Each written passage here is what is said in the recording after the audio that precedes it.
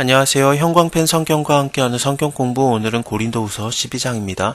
저번 시간에 바울이 그 큰 사도라고 하는 자들, 그리스도의 사도라고 하는 자칭 그렇게 말하는 겁니다. 이 사람들은 거짓 사도들이었거든요.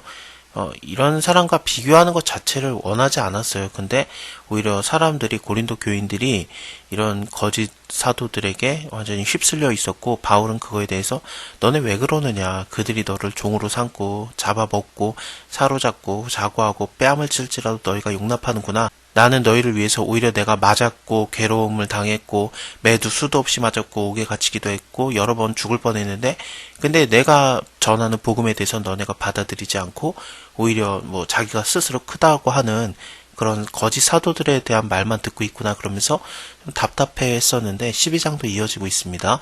무익하게나마 내가 한번 부득불 자랑해볼까, 그러면서 이제 자랑을 시작하는데, 그 큰 사도라고 스스로가 말하는 자들이 이론이라든지 그런 걸로 갖다가 바울을 막 깎아내리려고 했고 그랬었거든요. 근데 그것뿐만 아니라 좀 영적인 체험, 그런 것들도 굉장히 자랑을 했던 것 같아요. 그래서 바울이 나도 한번 영적인 체험 자랑해볼까? 주의 환상과 계시를 말하리라. 내가 그리스도 안에 있는 한 사람을 아노니. 여기서 좀 두 가지 의견이 있는데요. 일단은 내가 그리스도 안에 있는 한 사람을 아노니라고 하니까 이것은 바울이 알고 있는 어떤 다른 사람이 되겠죠. 그 다른 사람이 14년 전에 셋째 하늘까지 이끌려 갔었다. 그가 몸 안에 있었는지 몸 밖에 있었는지 나는 모르거니와 하나님은 아시느니라. 그러면서 바울이 어떤 다른 사람을 알고 있다라는 식으로 얘기를 하고 있거든요. 내가 이런 사람을 아노니 그가 몸 안에 있었는지 몸 밖에 있었는지 나는 모르거니와 하나님은 아신다. 그가 낙원에 이끌려가서 말할 수 없는 말을 들었으니 사람이 가히 이르지 못할 말이로다. 내가 이런 사람을 위해서 자랑하겠으나. 그러면서 어떤 자기가 아는 사람, 이런 대단한 사람 나도 알고 있다, 이런 식으로 얘기를 하고 있는데, 큰 사도들이 어떤 식으로 얘기를 했는지 모르겠어요. 왜냐면 여기 나오지 않으니까. 근데 그들이 내가 그런 영적인 경험을 했다라고 나왔을 가능성이 많거든요. 그렇게 따지면은 바울이 나도 그렇게 했다라고 해야 되는데, 내가 아는 사람 중에 셋째 하늘까지 이끌려간 사람이 있다라고 하는 게 조금 이상하죠. 그래서 이것을 어떻게 보는 견해가 또 있냐면은, 내가 한 사람을 안다라고 하는 게 바울이 좀 3인칭 관찰자 시점이라고 해야 되나? 그래서 내가 이런 사람을 알고 있는데 그 사람이 셋째 하늘까지 올라갔었다. 근데 그게 바로 나예요. 막 그런 느낌이 있는 거죠. 그래서 이것을 바울의 경험을 얘기하는 거다라고 말하기도 하고, 어떤 사람은 바울이 어떤 다른 사람을, 바울이 아닌 다른 사람이 이 세 번째 하늘까지 올라갔다 왔던 거, 그것을 얘기하는 거라고도 보기도 하고 그렇습니다. 이렇든 저렇든 뭔가 좀 특별한 영적인 체험을 한 것 같아요. 그래서 이 낙원에 이끌려갔다라는 게, 일단은 이 낙원이 동산이라는 단어로 사용이 돼요. 이거는 에덴 동산과 굉장히 밀접한 연관이 있는 단어입니다. 그러면은 에덴 동산까지 이끌려 갔다 왔던 사람인가? 일단 말할 수 없는 말들을 들었다. 사람이 가히 이르지 못할 말이라. 이것은 말로 표현을 할 수 없는 엄청난 것을 봤다. 그런 식으로 해석이 가능하거든요. 그래서 특이한 경우입니다. 일단 천국을 보고 온 것 같긴 한데, 일단 셋째 하늘이라는 것도 생각을 해봐야 돼요. 셋째 하늘도 유대인들은 하늘이 7층까지 있다라고 생각하는데, 그러면은 세 번째 하늘은 좀 중간이 되겠죠. 근데 그것은 유대인들의 생각이고 바울은 좀 생각이 다르거든요. 물론 바울이 유대파 출신이긴 하지만 어쨌든 에베소서 같은 걸 보면은 하늘 위에 하늘 그런 식으로 표현을 하는 것과 비슷하다고 보면 됩니다. 하나님이 계시는 하늘이라고 생각하면 돼요. 천국이라고 보면 되겠죠. 그러면 천국에 이끌려갔다 온 것 같기는 하고, 또 이 14년 전이라는 게 언젠가, 그것도 말이 많은데, 일단은 이건 정확하지 않습니다. 어떤 사람은 사도행전에서 나오는 바울이 21장인가요? 거기서 그 성전에서 기도할 때 비몽사몽간에 주의 사자가 만나줬다, 그런 식으로도 표현이 있는데, 그때를 얘기하는 거 아닐까라고도 생각을 하고 그래요.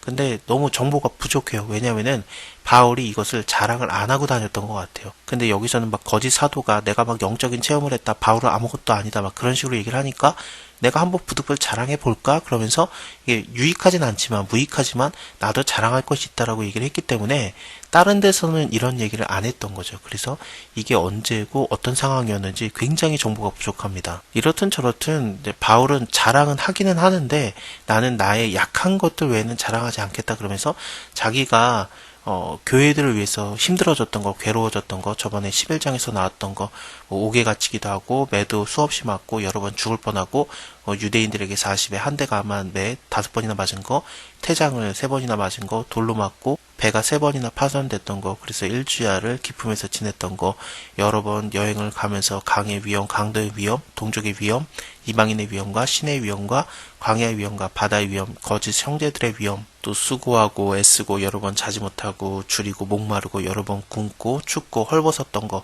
이 모든 것을 더하는 또 날마다 마음속에 있는 그 괴로움, 모든 교회를 위한 염려, 이 모든 것들이 바울을 약하게 만드는 것들인데, 바울이 이렇게 약해진 이유는 교회를 위한 거, 하나님을 위한 거기 때문에 자랑할 수 있다라는 거죠.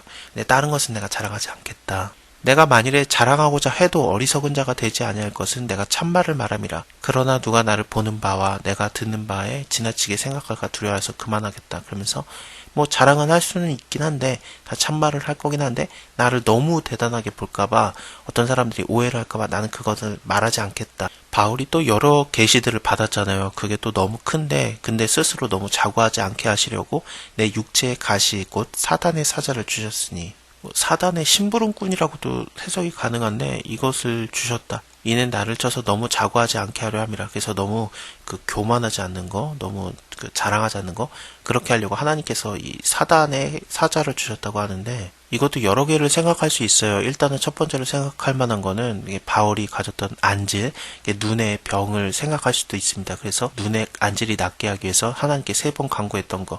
근데 하나님께서는 말하시기를 내 은혜가 너에게 족하다. 이는 내 능력이 약한 데서 온전하여짐이라 하신지라. 그래서 하나님께서는 육체의 가시, 사단의 사자를, 이것을 떠나가지 않게 그냥 내버려뒀다라는 얘기인데, 그러면 안질인가 혹은 교회를 핍박했던 그 과거의 일들, 그것을 생각할 수도 있습니다. 근데 그것은 떠나게 해달라고 기도를 해도 떠나지지 않는 거죠. 그거는 그냥 사실이었으니까. 하지만 스데반이 죽을 때 이들의 죄를 사하여 주옵소서 하면서 죄를 일종의 용서해주고 죽었기 때문에 사실은 괜찮기는 해요. 하지만 문제 삼고자 하면 문제가 되는 내용이기도 했겠죠. 그래서 이것을 얘기하는 거라고도 생각을 하고, 어떤 사람은 이 육체의 가시를 바울의 아내라고도 생각을 하고 있어요. 왜냐하면은 바울이 사내들인 공회원일 가능성이 굉장히 많았었기 때문에 결혼을 안 하면 공회원이 못 돼요. 그런 걸 생각할 때 아마도 바울이 결혼을 했었을 것이다. 근데 바울이 기독교화되고 또 전도하고 다니고 그러니까 유대인 출신의 아내가 바울을 굉장히 괴롭혔다. 그런 의견도 있는데 그럴 리는 없을 것 같습니다. 왜냐하면은 바울이 그 아내를 제거해달라고 3번이나 기도했을 리가 없으니까 이거는 말도 안 되죠. 그래서 제가 말씀드린 것들은 농담이 아니라 실질적으로 신학에서 좀 얘기가 많이 오가는 그런 얘기들입니다. 어쨌든 이게 뭔지는 모르겠는데 육체의 약함을 얘기하는 게 아닐까 싶습니다. 어쨌든 이것을 떠나가게 하기를 3번 기도했는데 하나님께서는 내 은혜가 너에게 족하다. 이는 내 능력이 약한 데서 온전하여짐이라 하신지라. 이러므로 바울이 도리어 크게 기뻐했어요. 나의 여러 약한 것들에 대해서 자랑하리니 이는 그리스도의 능력으로 내게 머물게 하려 함이라. 그러므로 내가 그리스도를 위해서 약한 것들과 능욕과 궁핍과 핍박과 곤란을 기뻐하노니 이는 내가 약할 때 그때에 곧 강함이라.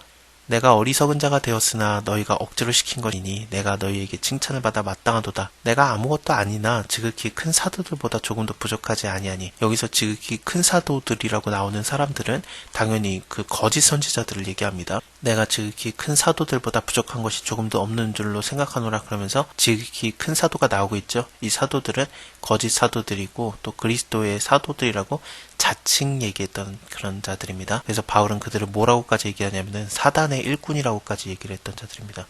그래서 그 거짓 사도들보다는 내가 하나도 안 부족하다. 사도에 표된 것은 내가 너희 가운데서 모든 참음과 표적과 기사와 능력을 행한 것이라. 내 자신이 너희에게 폐를 끼치지 아니한 일밖에 다른 교회보다 부족한 것이 무엇이 있느냐. 이 폐를 끼치지 않았다라는 것은 재정적인 도움을 안 받았다라는 얘기예요. 여기 밑에도 너희에게 폐를 끼치지 않겠다. 나의 구하는 것은 너희 재물이 아니다라고 하니까 이 재물을 안 받았다라는 얘기거든요. 11장에서도 저번 장에서도 나왔었죠. 내가 너희한테 돈을 안 받아서 너희가 오히려 나를 좀 무시하느냐, 막 그런 식으로 나왔었잖아요. 안 받은 거, 폐를 안 끼친 거, 이게 왜 계속 강조되냐면은 이 교회에서 오해했던 게 뭐냐면은 막 갈취해 간다라는 생각을 했던 거예요. 내가 너희의 보낸 자 중에 누구로 너희의 일을, 그러니까 이익을 취하였더냐, 우리가 동일한 성령으로 행하지 아니하더냐, 동일한 보조로 하지 아니하였더냐, 그러면서 어떤 이익도 너희에게 안 받았다라는 얘기를 계속 하고 있습니다. 또 이 14절에서도 얘기하는 게 비슷하거든요. 나의 구하는 것은 너희의 재물이 아니다. 너희 자체다. 어린아이가 부모를 위해서 재물을 저축하는 게 아니라 부모가 어린아이를 위해서 하느니라. 그 고린도 전서를 보면은 자칭 선생이라고 하는 사람은 많지만 부모는 많지 않다. 그러면서 내가 너희를 낳았다라는 얘기도 하거든요. 바울은 이 고린도 교회를 대하는 게 부모처럼 대했어요. 바울은 부모의 심령으로 이 고린도 교회를 대하고 있기 때문에 내가 너희를 위해서 주는 것이지 너희에게 내가 받는 거 없다. 내가 너희의 영혼을 위해서 크게 기뻐함으로 재물을 허비하고 또 내 자신까지 허비하리니, 그러니까 내가 너네한테 주면 좋지 받을 생각은 전혀 없다. 너희를 더욱 사랑할수록 나는 덜 사랑받겠느냐. 근데 내가 이렇게 너희를 사랑하는데 너희는 왜 나를 덜 사랑하느냐. 하여간 어떤 이들의 말이 내가 너희에게 짐을 지우지 아니하였을지라도 나는 너네한테 어떤 짐을 준 적이 없는데 공교한 자가 되어서 괴계로 너희를 취하였다라고 하니, 뭔가를 얻어냈다라는 식으로 얘기를 하고 있으니 내가 너희에게 보낸 자 중에 누구로 너희의 이익을 취하더냐. 내가 디도를 권하고 함께 한 형제를 보내었으니 디도가 너희의 일을 취하더냐. 우리가 동일한 성령으로 행하지 아니하더냐. 동일한 보조로 하지 아니하더냐. 이때까지 우리가 우리를 너희에게 변명하는 줄로 생각하는구나. 우리가 그리스도 안에서 하나님 앞에서 말하노라. 사랑하는 자들아, 이 모든 것은 너희의 덕을 세우기 위함이라. 내가 갈 때에 너희를 나의 원하는 것과 같이 보지 못하고 또 내가 너희에게 너희의 원하지 않는 것과 같이 보일까 두려워하며 또 다툼과 시기와 분냉과 당짓는 것과 중상함과 수근수근하는 것과 거만함과 어지러운 것이 있을까 두려워하고 또 내가 다시 갈 때에 내 하나님이 나를 너희 앞에서 낮추실까 두려워하고 또 내가 전에 죄지은 여러 사람의 그 행한 바의 더러움과 음란함과 호색함과 회개치 아니함을 인해서 근심할까 두려워하노라. 자, 오늘은 여기까지 보고요. 다음에 고린도후서의 마지막 장 13장을 이어서 보겠습니다. 감사합니다. 다음에 뵐게요.